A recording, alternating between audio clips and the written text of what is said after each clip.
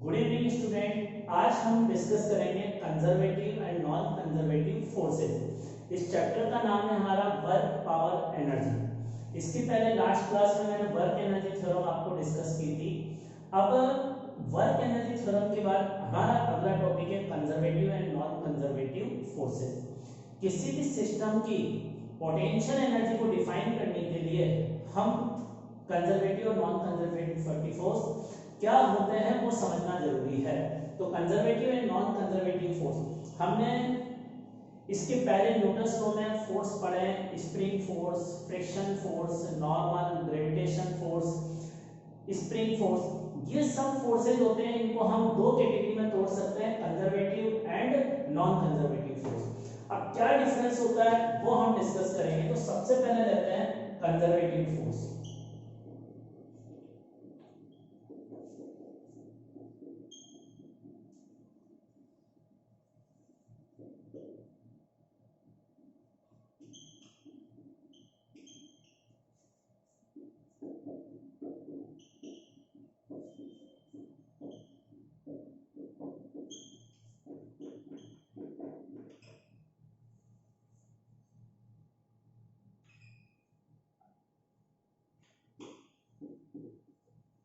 अब देखिए, conservative force वो फोर्स होते हैं जिनका वर्क पाथ पर डिपेंड नहीं करता। Work done is independent on path. जैसे मान लो ये हमारा ए पॉइंट है, ये बी पॉइंट है। अब हमें जैसे पेन है, इस पेन को ए से बी तक ले जाना है। कोई भी पार्टिकल है उसको ए से बी तक ले जाना है तो हमें फोर्स लगाना पड़ेगा। तो हम जो फोर्स लगा रहे हैं वो कंजर्वेटिव है या नॉन कंजर्वेटिव, ये इस चीज पर डिपेंड करेगा कि उसका वर्क पाथ पर डिपेंड करता है या नहीं। अब जैसे देखो, ए से बी तक इस पेन को ले जाने के लिए हमारे पास कई सारे रास्ते हैं। एक तो सीधा रास्ता ये है। अब मान लो इस सीधे रास्ते में वर्क आया W1। अब एक दूसरा रास्ता हम ये चूज करते हैं, ये वाला रास्ता, इसमें हमने कैलकुलेट किया वर्क W2। एक तीसरा रास्ता चूज करते हैं, इसमें वर्क किया W3। अगर इन सारों में इनिशियल और फाइनल पॉइंट सेम है ना, इनिशियल और फाइनल पॉइंट सेम हो और हर रास्ते में वर्क बराबर हो तो ये कंजर्वेटिव है। और अगर हर रास्ते में वर्क बराबर नहीं हो तो ये नॉन कंजर्वेटिव फोर्स है। क्योंकि कंजर्वेटिव फोर्स का वर्क पाथ, पाथ का मतलब रास्ता, रास्ते पर डिपेंड नहीं करता। तो यहाँ अगर हर एक प्रोसेस में, हर एक पाथ में वर्क डन सेम आए तो ये कंजर्वेटिव फोर्स है। तो अभी हम डिस्कस कर रहे हैं कंजर्वेटिव फोर्स, मतलब किसी पार्टिकल को ए से बी तक ले जाने के लिए जो हमने फोर्स लगाया वो कुछ वर्क करेगा। अगर वो वर्क हर रास्ते में सेम हो तो वो वाला फोर्स कंजर्वेटिव फोर्स है। तो कंजर्वेटिव फोर्स की कंडीशन क्या होगी, हर एक रास्ते में वर्क बराबर होगा। अगर ये कंजर्वेटिव फोर्स है तो हर रास्ते में वर्क बराबर होगा। और नॉन कंजर्वेटिव को अलग से नहीं डिस्कस करूंगा, जो कंजर्वेटिव नहीं है वो नॉन कंजर्वेटिव है। तो नॉन कंजर्वेटिव का वर्क पाथ पर डिपेंड करेगा। इस रास्ते में अलग आएगा, इस रास्ते में, सभी रास्ते में वर्क डन सेम नहीं होता है तो वो नॉन कंजर्वेटिव फोर्स है। ठीक है, वो नॉन कंजर्वेटिव फोर्स है। अब कुछ क्वेश्चन इस पर डिस्कस करते हैं।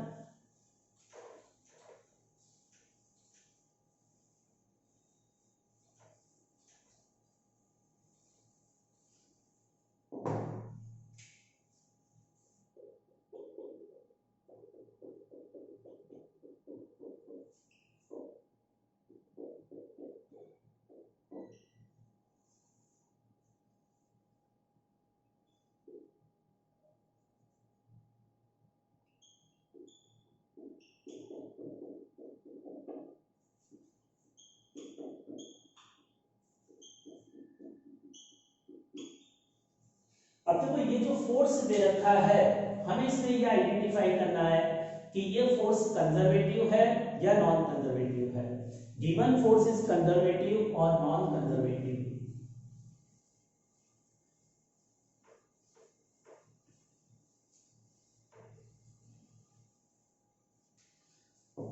अब देखो, इसको चेक करने के लिए हम इस फोर्स का वर्क कैलकुलेट करेंगे कितना है।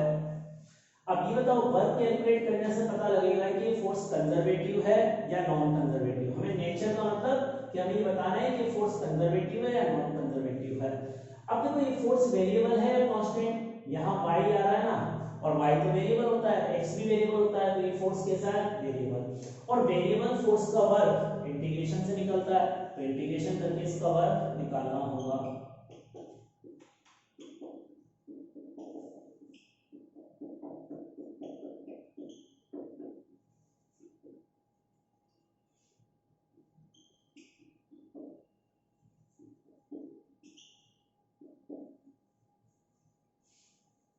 अब देखिए यहाँ पर वेरिएबल फोर्स का वर्क इस फॉर्म से निकाल सकते हैं।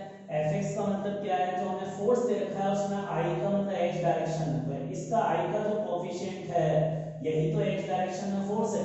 तो हमें क्वेश्चन में x डायरेक्शन में फोर्स कितना गिवन है, x डायरेक्शन में फोर्स गिवन था y, और y डायरेक्शन में फोर्स गिवन था x स्क्वायर। तो मैंने fx की जगह y लिखा, fy की जगह x स्क्वायर लिखा। अब इसको इंटीग्रेशन करना है मुझे। अब देखो इसका इंटीग्रेशन, यहां जैसे इस क्वांटिटी का इंटीग्रेशन करूं तो किसके रेस्पेक्ट में करना है, जिसके आगे ये d लिखा रहता है ना, जिसके पीछे उसके रेस्पेक्ट, तो यहां इंटीग्रेशन करना है x के रेस्पेक्ट में। इस क्वांटिटी का मतलब क्या है, इंटीग्रेशन ऑफ y, y का तो इंटीग्रेशन करना है किसके रेस्पेक्ट में, x के रेस्पेक्ट में। तो y का इंटीग्रेशन x के रेस्पेक्ट में हम नहीं कर सकते जब तक हमें y की वैल्यू x के फंक्शन में नहीं पता। तो यहाँ इंटीग्रेशन x के रेस्पेक्ट में करना है या y है, तो हम इंटीग्रेशन नहीं कर सकते। उसी प्रकार से यहाँ भी इंटीग्रेशन नहीं कर सकते क्योंकि y के रेस्पेक्ट में करना है x स्क्वायर का। तो हम इसका इंटीग्रेशन तभी कर सकते हैं जब हमें x और y में रिलेशन पता हो। जैसे मान लो हमें ये दे रखा है कि y बराबर x है, अब इसमें y की जगह x रखूंगा तो x dx का इंटीग्रेशन कर सकता हूं, यहां पर x की जगह y लिख दूंगा तो इसका इंटीग्रेशन कर सकता हूं। लेकिन अब देखो अगर y बराबर x आया और एक y बराबर अगर x स्क्वायर है, तो y बराबर x रखने पर जब इसका इंटीग्रेशन करोगे तो एक आंसर आएगा, लेकिन y बराबर x स्क्वायर रखने पर आंसर अलग आएगा ना। और ये जो x और y में रिलेशन होता है, इस रिलेशन को ही बोलते हैं इक्वेशन ऑफ पाथ। इस रिलेशन का मतलब x और y में रिलेशन को बोलते हैं path, process, equation of trajectory, curve. तो x और y में जो रिलेशन है इसको इक्वेशन ऑफ पाथ कहते हैं। तो अगर x और y में रिलेशन ये होगा तो वर्क मान लो W1 आया, और अगर x और y में रिलेशन ये होगा तो वर्क W2। अब ये दोनों वर्क बराबर थोड़ी आएंगे, तो इसका मतलब यहाँ इंटीग्रेशन हम तभी कर सकते हैं जब x और y में रिलेशन हमें पता हो। इसका मतलब अगर x और y में रिलेशन ये होगा तो अलग आंसर आएगा, ये होगा तो अलग आंसर आएगा, कोई और रिलेशन होगा तो आंसर अलग आएगा। इसका मतलब इस फोर्स का वर्क इस चीज पर डिपेंड करेगा कि x और y में रिलेशन क्या है, और x और y में रिलेशन का मतलब पाथ। तो इस फोर्स का वर्क किस पर डिपेंड कर रहा है, पाथ पर। और ऐसे फोर्स जिनका वर्क पाथ पर डिपेंड करता है उसको क्या बोलते हैं, कंजर्वेटिव फोर्स या नॉन कंजर्वेटिव। अगर इस फोर्स का वर्क पाथ पर डिपेंड कर रहा है तो ये कैसा फोर्स है, नॉन कंजर्वेटिव। तो आंसर होगा इस क्वेश्चन का नॉन कंजर्वेटिव फोर्स है।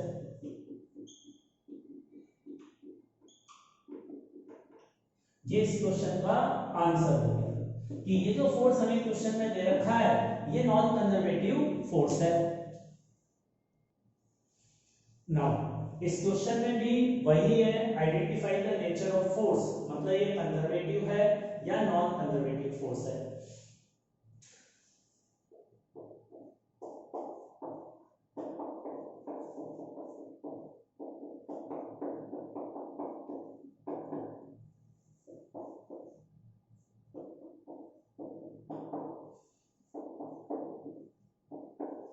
अब देखिए कंजर्वेटिव नॉन कंजर्वेटिव पहचानने के लिए हमारी क्या स्टेप होती है कि हम वर्क निकालें। अब वर्क निकालने का फॉर्मूला यह है, इसमें fx का मतलब है i का कोएफिशिएंट x, तो x की वैल्यू fx की जगह क्या लिखा x, और ऐसे ही fy की वैल्यू y स्क्वायर है। अब देखो इसको अगर मुझे इंटीग्रेशन करना है इस क्वांटिटी को, तो x के रेस्पेक्ट में करना है और यहाँ भी x है तो हो जाएगा, यहाँ y के रेस्पेक्ट में करना है और यहाँ भी y के फंक्शन में ही है। तो इसका मतलब इस क्वांटिटी का इंटीग्रेशन करने के लिए मुझे ये रिक्वायरमेंट नहीं है ना कि एक्स और वाई में क्या रिलेशन हो, एक्स और वाई में कैसा भी रिलेशन हो, इस पहली क्वांटिटी का इंटीग्रेशन तो क्या आएगा एक्स स्क्वायर बाई 2 और सेकंड क्वांटिटी का आएगा y की पावर 3/3। तो x और y में कुछ भी रिलेशन हो, आंसर ये है। तो इसका मतलब ये आंसर x और y में रिलेशन पे डिपेंड नहीं कर रहा, मतलब इस वर्क का आंसर पाथ पर डिपेंड नहीं करता है। पाथ कोई सा भी हो, बस वर्क इसके बराबर होगा। तो ये कैसा फोर्स है, कंजर्वेटिव फोर्स है। तो आंसर होगा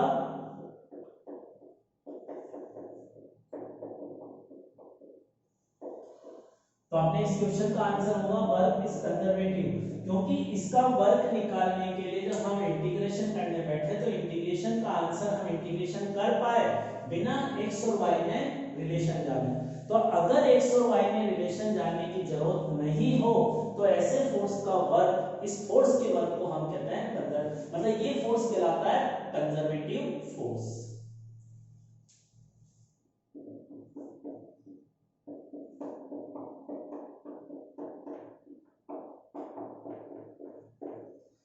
अब देखो अगला क्वेश्चन यही है लैंग्वेज, तो इस फोर्स को पहचानना है, ये कंजर्वेटिव फोर्स है या नॉन कंजर्वेटिव फोर्स करके बताइए, देखें क्या आंसर आता है आपका।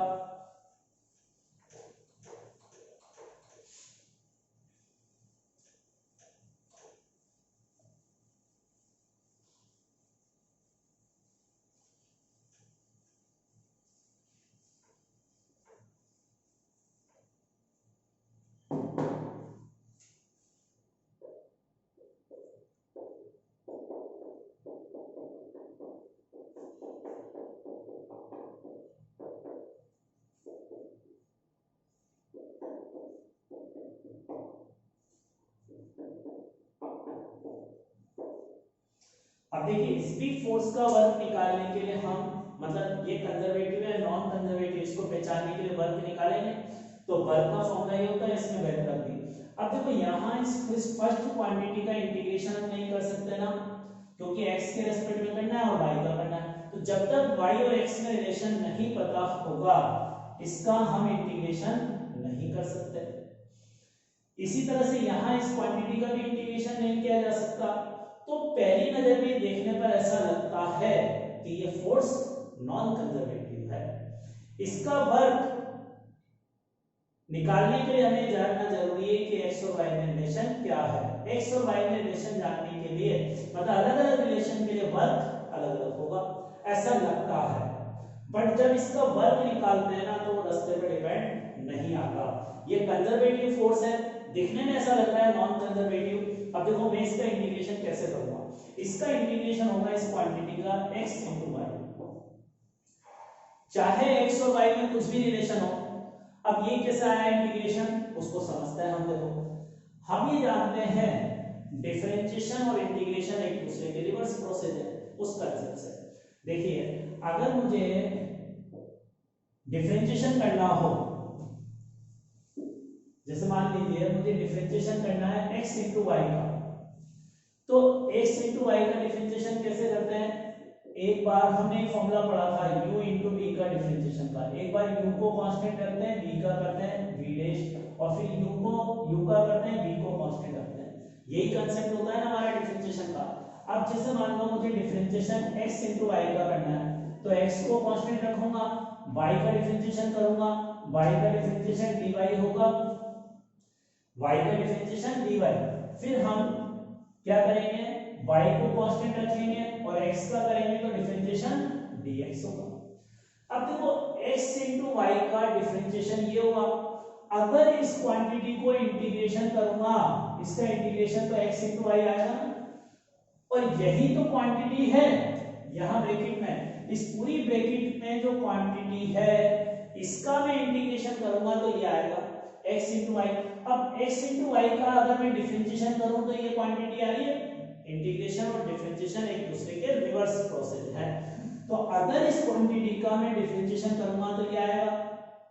तो कई बार क्या होता है इंटीग्रेशन के क्वेश्चन डिफिकल्ट होता है, हमें इंटीग्रेशन नहीं समझ में आ रहा होता है तो हम उल्टी अप्रोच बनाते हैं मैथ्स में। तो चार ऑप्शन देखते हैं, उसमें जो जो आंसर दे रखा होता है एक एक ऑप्शन को डिफरेंशिएशन करके देखते जाता है। जनरली डिफरेंशिएशन आसान पड़ता है। इसका डिफरेंशिएशन किया, अगर ये आ गया तो ये आंसर सही है, नहीं आया तो हम सेकंड ऑप्शन चेक करते हैं। इस तरह से हमारी रिवर्स अप्रोच भी कई बार क्वेश्चंस में होती है। तो ये कुछ ऐसे बहुत कम फोर्स होते हैं जो इस तरह के दिखने में शुरू में पहली नजर में ऐसे देखने पर ऐसा लगता है कि ये नॉन कंजर्वेटिव है, बट ये फोर्स कैसा है? कंजर्वेटिव फोर्स है। तो आंसर लिख लो इसका कंजर्वेटिव।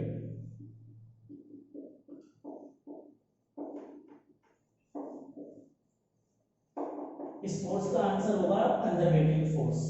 ठीक है, नेक्स्ट।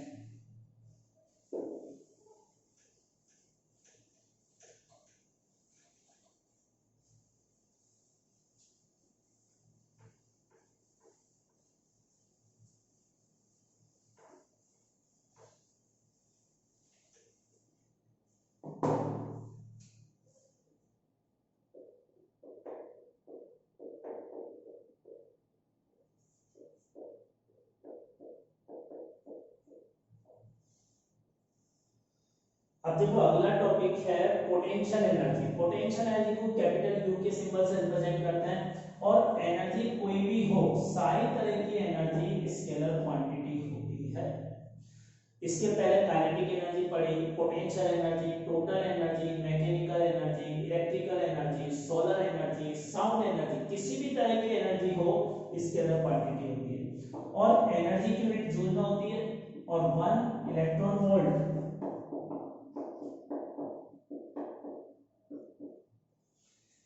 एनर्जी की यूनिट जूल में भी मेजर करते हैं और इलेक्ट्रॉन वोल्ट में भी मेजर करते हैं। दोनों रिलेशन, दोनों यूनिट में रिलेशन ये होता है। तो ये पोटेंशियल एनर्जी का मतलब है। अब देखो क्या होता है पोटेंशियल एनर्जी। जैसे ये पोटेंशियल एनर्जी का मतलब क्या है? जैसे पेन यहाँ पर है तो इसकी कुछ पोटेंशियल एनर्जी है, अगर इसको और ऊपर ले जाऊंगा तो इसकी पोटेंशियल एनर्जी बदल जाएगी। तो किसी भी चीज की अपनी लोकेशन पर जहां वो रखी हुई है, जिस पोजीशन में रखी हुई है, उस पोजीशन के कारण जो एनर्जी होती है उसको हम पोटेंशियल एनर्जी कहते हैं। अगर ये पेन नीचे रख दूंगा तो इसकी पोटेंशियल एनर्जी बदल जाएगी, इसके ऊपर डालूंगा तो पोटेंशियल एनर्जी बदल जाएगी इसकी। तो पोटेंशियल एनर्जी क्या होता है? किसी भी पार्टिकल की लोकेशन के कारण जो एनर्जी होती है that is called potential energy. Energy due to position and configuration. Potential energy किसी भी चीज की उसकी पोजीशन के कारण, उसका कॉन्फ़िगरेशन। अगर किसी सिस्टम में एक से ज्यादा पार्टिकल हैं तो उन पार्टिकल के बीच का सेपरेशन क्या है, एक दूसरे के रिलेटिव इनकी पोजीशन क्या है, इसका मतलब है कॉन्फ़िगरेशन। तो एक दूसरे के रिलेटिव पोजीशन और एक किसी एब्सोल्यूट पार्टिकल की पोजीशन पर जो एनर्जी होती है उसको हम पोटेंशियल एनर्जी कहते हैं। अब जैसे पेन यहाँ पर है तो इस पॉइंट पर इस पेन की कितनी पोटेंशियल एनर्जी है ये डिफाइन नहीं है। हम क्या होता है पोटेंशियल एनर्जी को जो डिफाइन करते हैं ना, हम ये कहते हैं कि ये दो पोजीशन है, ये दो पोजीशन है, एक ये है एक ये है, तो इनके बीच में जो पोटेंशियल एनर्जी में डिफरेंस है उसको हम डिफाइन करते हैं। किसी एक जगह पर पोटेंशियल एनर्जी डिफाइन नहीं होती है। पोटेंशियल एनर्जी को हम दो पोजीशन के बीच में कंपैरिजन करते हैं कि इस पर ज्यादा है इस पर कम है, लेकिन किसी एक पॉइंट के लिए पोटेंशियल एनर्जी डिफाइन नहीं होती है।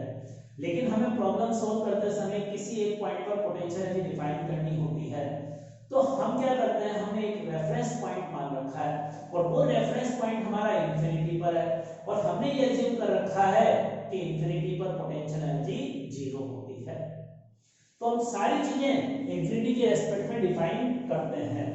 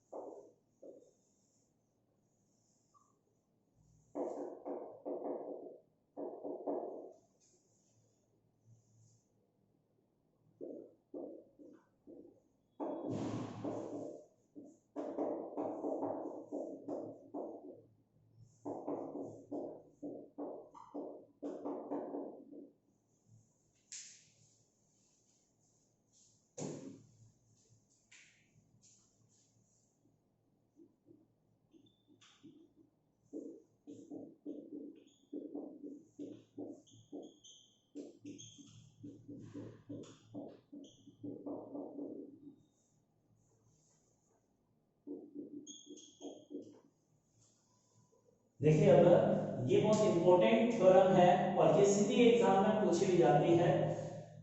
यहाँ यू का मतलब पोटेंशियल एनर्जी और ये ट्रायंगल बना देते हैं, जिसका मतलब डेल्टा यू का मतलब चेंज इन पोटेंशियल एनर्जी। इस डेल्टा यू का मतलब क्या है? Change in potential energy. अब change in potential energy is equal to negative of work done by conservative internal force. ये कंजर्वेटिव इंटरनल, मैंने अभी थोड़ी देर पहले बताया कंजर्वेटिव नॉन कंजर्वेटिव फोर्स। जो पोटेंशियल एनर्जी होती है वो केवल कंजर्वेटिव फोर्स के रेस्पेक्ट में ही डिफाइन होती है, नॉन कंजर्वेटिव फोर्स के लिए पोटेंशियल एनर्जी डिफाइन नहीं है। अब देखिए change in potential energy is equal to negative of work done by internal conservative force. ये इसका फॉर्मूला होता है कि change in potential energy negative of internal conservative force के बराबर होती है। अब देखो अगर ये कंजर्वेटिव इंटरनल फोर्स वेरिएबल है तो इसका वर्क इंटीग्रेशन करके निकलेगा। तो इस एनर्जी को हम ऐसे भी लिख सकते हैं माइनस, और वर्क का फॉर्मूला क्या है? F into D R. भाई ये तो वर्क है ना, और यहाँ F फोर्स कौन सा होगा? कंजर्वेटिव इंटरनल फोर्स होगा। ये कंजर्वेटिव इंटरनल फोर्स यहाँ पर F होगा। तो इस तरह से हम पोटेंशियल एनर्जी को डिफाइन करते हैं। अच्छा एक और चीज, अभी मैंने आपको कंजर्वेटिव और नॉन कंजर्वेटिव फोर्स में डिफरेंस बताया था, कुछ और भी डिफरेंस होते हैं वो हम डिस्कस करते हैं, वहां बताना भूल गया। तो अभी मैंने एक डिफरेंस आपको बताया था कि कंजर्वेटिव फोर्स का वर्क पाथ पर डिपेंड नहीं करता। सेकंड पॉइंट इसके कंजर्वेटिव फोर्स की एप्लीकेशन में लिखे हैं, इन वन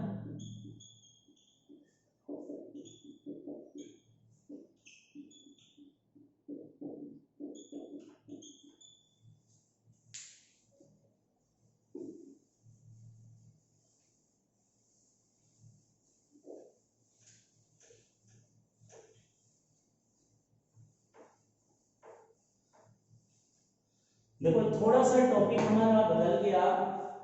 जो मैं पहले डिस्कस कर रहा था कंजर्वेटिव और नॉन कंजर्वेटिव फोर्स, उसमें एक डिफरेंस मैंने बताया था कि कंजर्वेटिव फोर्स का वर्क पाथ पर डिपेंड नहीं करता, नॉन कंजर्वेटिव का करता है। सेकंड पॉइंट उसके बाद, in one round trip work done is zero by conservative force. Conservative force का एक राउंड ट्रिप में वर्क जीरो होता है। राउंड ट्रिप का मतलब जैसे पार्टिकल को यहां से चले, घूम फिर के वापस अपनी ओरिजिनल पोजीशन पर आ गए, जहां से स्टार्ट हुए थे वापस अगर आप वहीं आ गए तो एक राउंड ट्रिप कंप्लीट हो गया। अब अगर यहां से वापस इस लूप में चलकर वापस आने तक में हमने जो फोर्स लगाया था, अगर वो कंजर्वेटिव फोर्स था तो इस पूरे राउंड ट्रिप में उसका टोटल वर्क डन जीरो होगा। तो राउंड ट्रिप में कंजर्वेटिव फोर्स का वर्क क्या होता है? जीरो होता है। ये C का मतलब कंजर्वेटिव और NC का मतलब नॉन कंजर्वेटिव फोर्स, ठीक है, ये सिंपल याद रखना। तो अगर राउंड ट्रिप पे पूरा एक साइकिल कंप्लीट हो रहा है तो कंजर्वेटिव फोर्स का वर्क जीरो होगा। और हम ये भी जानते हैं work is equal to change in kinetic energy होती है। अगर वर्क जीरो है तो काइनेटिक एनर्जी में चेंज भी जीरो होगा। और काइनेटिक एनर्जी में चेंज जीरो होने का मतलब इनिशियल और फाइनल काइनेटिक एनर्जी बराबर होगी। तो कंजर्वेटिव फोर्स अगर एक राउंड ट्रिप में हो रहा है तो जो स्टार्टिंग में काइनेटिक एनर्जी थी वापस उस पॉइंट पर आने पर काइनेटिक एनर्जी की वैल्यू सेम रहेगी। लेकिन अगर ये फोर्स नॉन कंजर्वेटिव है तो इसका वर्क एक पूरे राउंड ट्रिप में नॉन जीरो होगा। तो इसका मतलब अगर ये नॉन कंजर्वेटिव फोर्स है तो इसका वर्क नॉन जीरो होगा इन राउंड्स। एक पूरे राउंड में नॉन कंजर्वेटिव फोर्स का वर्क नॉन जीरो होगा, जबकि कंजर्वेटिव फोर्स का वर्क जीरो होता है। सेकंड डिफरेंस ये हो गया। Now third,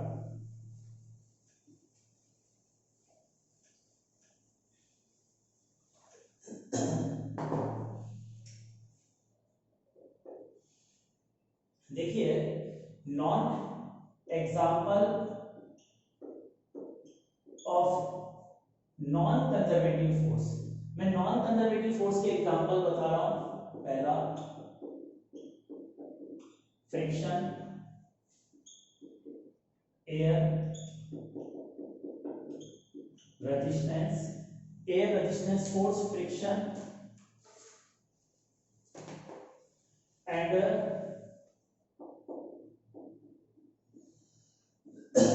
viscous force। ये सारे जो है फ्रिक्शन, एयर रेजिस्टेंस और विस्कस फोर्स, ये सारे फोर्स ऐसे हैं जो हमेशा वेलोसिटी के अपोजिट डायरेक्शन में लगते हैं। जिधर पार्टिकल की वेलोसिटी होती है उसके अपोजिट डायरेक्शन में लगते हैं और ये वेलोसिटी को कम करने का काम करते हैं। और ये सारे फोर्सेस नॉन कंजर्वेटिव फोर्स होते हैं। इसके अलावा जितने भी फोर्स हमने पढ़े हैं सब कंजर्वेटिव है।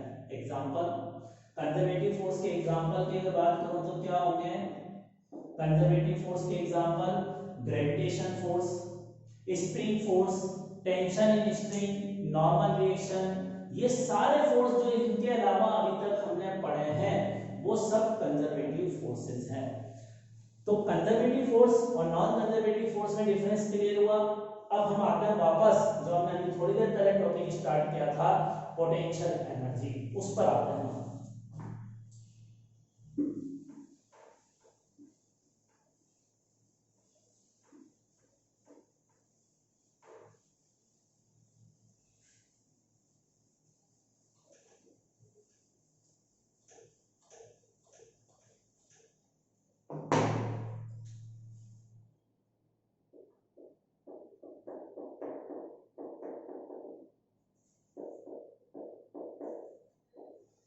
अगला टॉपिक है ग्रेविटेशन पोटेंशियल एनर्जी। और ग्रेविटेशन पोटेंशियल एनर्जी का फॉर्मूला होता है mgh।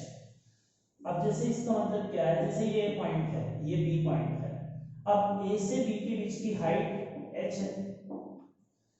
अब एक m मास का पार्टिकल है, उसकी ए पॉइंट पर पोटेंशियल एनर्जी अलग होगी, बी पॉइंट पर पोटेंशियल एनर्जी अलग होगी, और ए और बी के बीच में जो पोटेंशियल एनर्जी होगी उसका डिफरेंस डेल्टा यू का मतलब पोटेंशियल एनर्जी में डिफरेंस mgh के बराबर होगा। अब ये बताओ, ये m मास का पार्टिकल a पोजीशन पर है और एक केस में b पोजीशन पर है, तो a और b में से किस पर इस पार्टिकल की पोटेंशियल एनर्जी ज्यादा है? ऊपर वाले पॉइंट पर। जो पॉइंट जितना हाइट पर होगा, जैसे जैसे हम ऊपर ले जाते जाते हैं ग्रेविटेशन पोटेंशियल एनर्जी बढ़ती जाती है। तो ग्रेविटेशन पोटेंशियल एनर्जी क्या होगी? इस बी वाले पॉइंट पर ए वाले पॉइंट से ज्यादा है, और ग्रेविटेशन पोटेंशियल एनर्जी में डिफरेंस इसके बराबर होगा। तो ये ग्रेविटेशन पोटेंशियल एनर्जी का मतलब है mgh। अब देखो ये कैसे आई? पोटेंशियल एनर्जी में चेंज इसके बराबर होता है minus work done by internal conservative force. अब जैसे मैं ए से बी के बीच ये छोड़ूंगा, अगर मैं इस पार्टिकल को ए से बी तक ले जाऊंगा तो mg फोर्स का वर्क क्या होगा? mg नीचे लग रहा है, डिस्प्लेसमेंट ऊपर हो रहा है, तो दोनों के बीच का एंगल 180 है, तो a से b तक जाने पर mg फोर्स का वर्क क्या होगा? Minus mgh। अब ये माइनस mgh यहाँ वर्क की जगह लिखूंगा तो प्लस mgh आएगा ना, तो इस तरह से डेल्टा यू आया। तो डेल्टा यू की वैल्यू क्या होगी? mgh के बराबर। करना इसको नोट।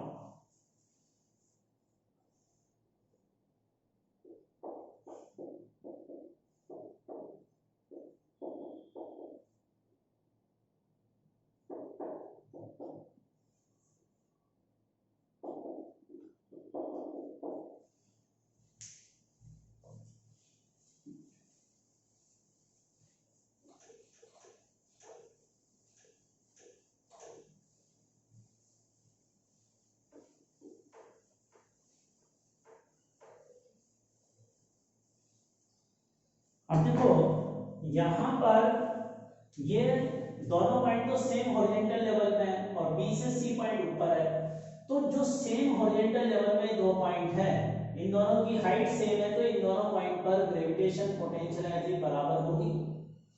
A और B के बीच की डिस्टेंस कुछ भी हो, इनके बीच में ग्रेविटेशनल पोटेंशियल एनर्जी में चेंज जीरो होगा।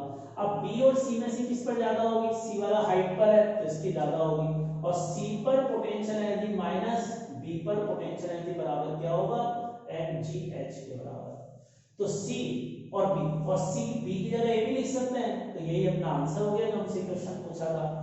अब इसको ऐसे भी समझो, जैसे अगर मुझे इन दो पॉइंट के बीच में पोटेंशियल एनर्जी बतानी है तो पोटेंशियल एनर्जी में जो डिफरेंस है यहां से यहां तक ले जाने में जो वर्क होगा mg का उसका नेगेटिव होगा। अब यहां से यहां तक इसको ले जाऊंगा तो एक रास्ता तो सीधा है, सीधा भी ले जा सकता है और ऐसे घुमाकर भी ले जा सकता है। और mg का वर्क, mg कैसा फोर्स है कंजर्वेटिव, इसका तो हर रास्ते में वर्क सेम आएगा। जैसे मान लो मैं a से c तक ले जा रहा हूं और a से c तक ले जाने में mg का वर्क निकालना है तो मैं ऐसा करता हूं a से b का वर्क निकालूं और b से c का वर्क निकाल के जोड़ो। जब a से b तक ले जाएंगे तो mg नीचे लग रहा है, डिस्प्लेसमेंट इधर हो रहा है तो mg और डिस्प्लेसमेंट परपेंडिकुलर है तो mg का वर्क 0 होगा। और b से c तक ले जाने में mg का वर्क हमारे पास कैलकुलेट हो जाएगा। जैसे मैं दूसरे तरीके से इसको समझाता हूं।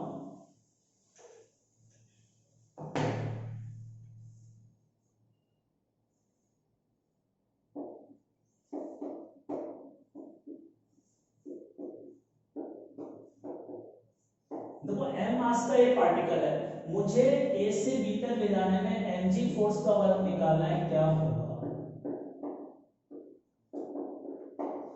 a से b तक पार्टिकल को ले जाने में mg का वर्क कितना होगा वो निकालना है। तो mg ले तो इस रास्ते के थ्रू जा रहा हूं लेकिन इस रास्ते की जगह अगर मैं ऐसे ले जाता तो भी mg का वर्क सेम होता ना, क्योंकि ग्रेविटेशन फोर्स कंजर्वेटिव है और कंजर्वेटिव फोर्स का वर्क सभी रास्तों में सेम होता है। तो मुझे ऐसे निकालना आसान है तो ऐसे निकालो। अब जब यहां से हॉरिजॉन्टल में जाएंगे तो mg तो नीचे लगेगा और डिस्प्लेसमेंट इधर है तो दोनों के बीच का एंगल 90। तो अगर a से चलकर c पर पहले जाएंगे तो a से c तक जाने में mg का वर्क क्या हो गया 0। अब c से लेकर b तक ले जाऊंगा, c से b तक अगर ले जाऊंगा तो mg का वर्क क्या होगा, देखो c से b तक ले जाएंगे तो डिस्प्लेसमेंट ऊपर हो रहा है mg नीचे लग रहा है तो mg का वर्क क्या होगा -mg। अब टोटल वर्क निकालना है मुझे a से लेकर b तक का तो क्या होगा a से c प्लस c से b और टोटल वर्क डन भी, ये तो 0 है ही तो बस यही टोटल वर्क डन होगा। तो अब यहाँ अपना आंसर क्या है इस क्वेश्चन का, a से b तक ले जाने में mg का वर्क कितना होगा -mgh के बराबर। ये अपना वर्क का आंसर है और ये वर्क का आंसर आप देख सकते हो इस थीटा पे डिपेंड नहीं कर रहा। अगर इंक्लाइंड प्लेन इसकी जगह ऐसा होता तो भी वर्क सेम होता।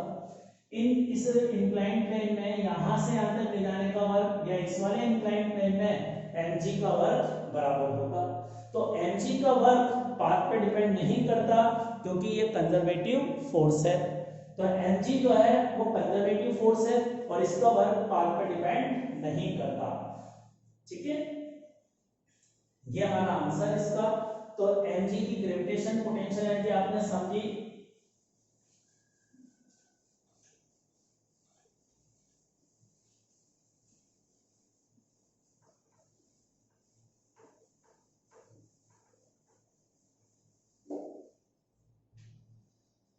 अब देखो अगला टॉपिक है स्प्रिंग पोटेंशियल एनर्जी। स्प्रिंग की पोटेंशियल एनर्जी और स्प्रिंग पोटेंशियल एनर्जी को u स्प्रिंग बराबर फॉर्मूला क्या होता है 12kx²। अब देखो स्प्रिंग की पोटेंशियल एनर्जी निकालनी हो तो ये फॉर्मूला है जहां पर x क्या है, स्प्रिंग में एक्सपांशन और कंप्रेशन। और स्प्रिंग के वर्क डन का फॉर्मूला क्या था 12k x1 का स्क्वायर x2 का स्क्वायर। और स्प्रिंग फोर्स का फॉर्मूला क्या था -x। ये तीन फॉर्मूले हमारे स्प्रिंग के लिए चलते हैं, तीनों को याद रखना। ये वर्क का फॉर्मूला है, ये एनर्जी का फॉर्मूला है। एनर्जी क्या है, एक पर्टिकुलर लोकेशन पे डिफाइन होती है तो इसमें एक ही बार x आता है। लेकिन वर्क क्या होता है, एक जगह से दूसरी जगह जाने में होता है कि शुरू में स्प्रिंग में इतना एक्सपांशन था, बाद में इतना हुआ, तो बताओ स्प्रिंग का वर्क कितना हुआ।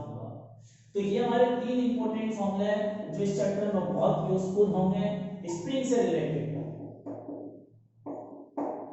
बाकी हम नेक्स्ट क्लास में करेंगे। Thank you.